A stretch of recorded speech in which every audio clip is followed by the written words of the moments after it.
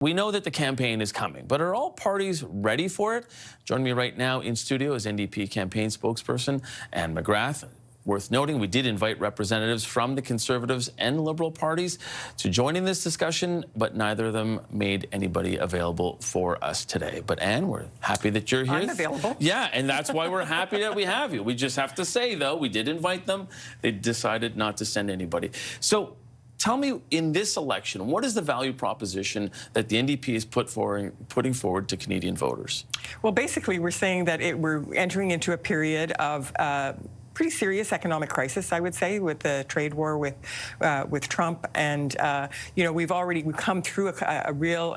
We haven't even come through it yet, really, an affordability crisis. So people are worried about affordability anyway, and now they're worried about what's going to happen with the tariffs and what's going to happen with the Trump administration. And they've got two leaders, with the Conservatives and the Liberals, who are really focused on things like tax cuts and helping out investors and shareholders and business and rich CEOs.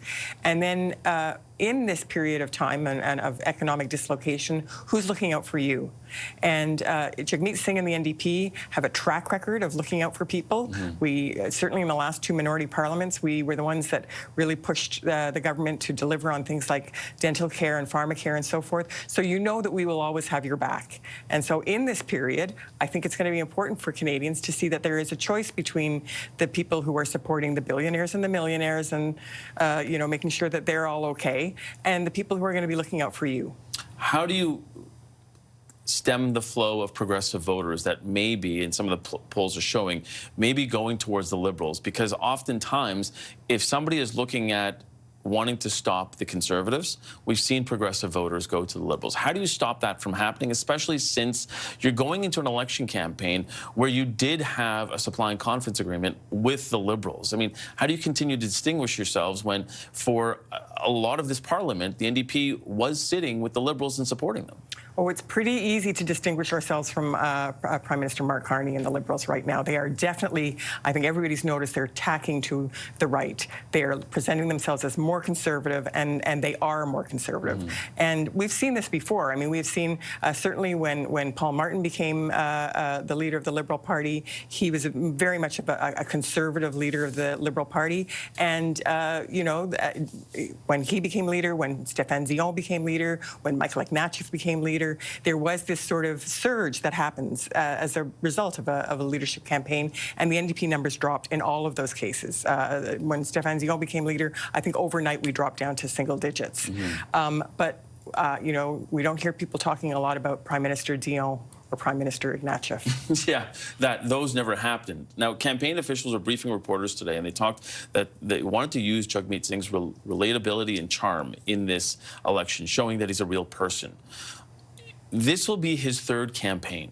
Why have those not shone through already to voters? Why do you feel like you still have to really push that narrative with Mr. Singh when he's had a couple of elections for people to get to know him already? Well, when the election starts, there's a bit more of a level playing field. All of the parties have the same ability to spend. You know, like the Conservatives can't outspend in the wild ways that they have in the lead up to this campaign.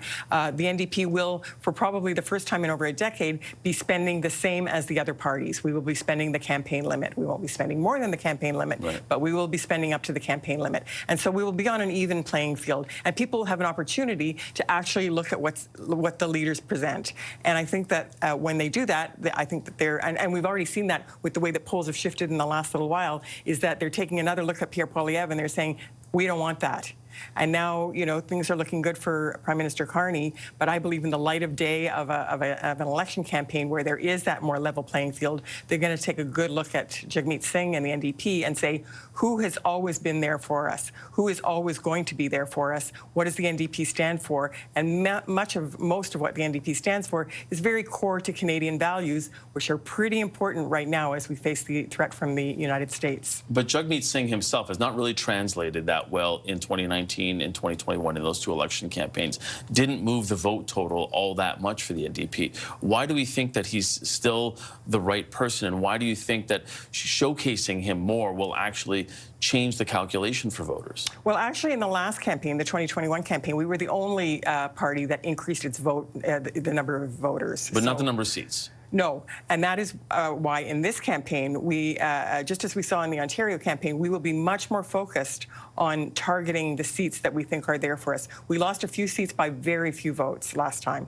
And so I think one of the lessons, we learn lessons after every campaign. One of the lessons we learned from that campaign is that we have to be very, very focused on what our battleground seats are and making sure that we get our voters out in those seats. The other thing that we have going for us is that NDP MPs are very popular in their constituencies. We've seen that over and over and over again. Other parties even complain a little bit about how hard it is to dislodge a riding when they have an NDP campaign and get them to move anywhere else. So those incumbents are very, very popular.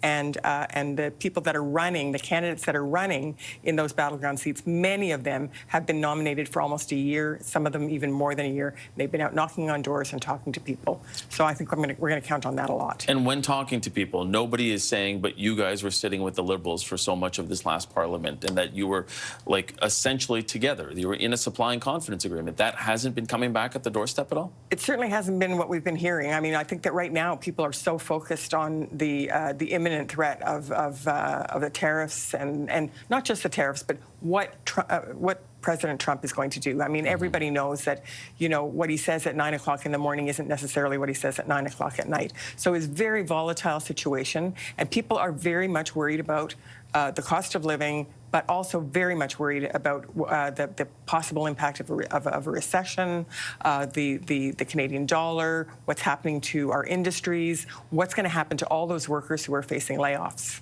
Yeah, and that will obviously play out over the next 40 days or so, as you know.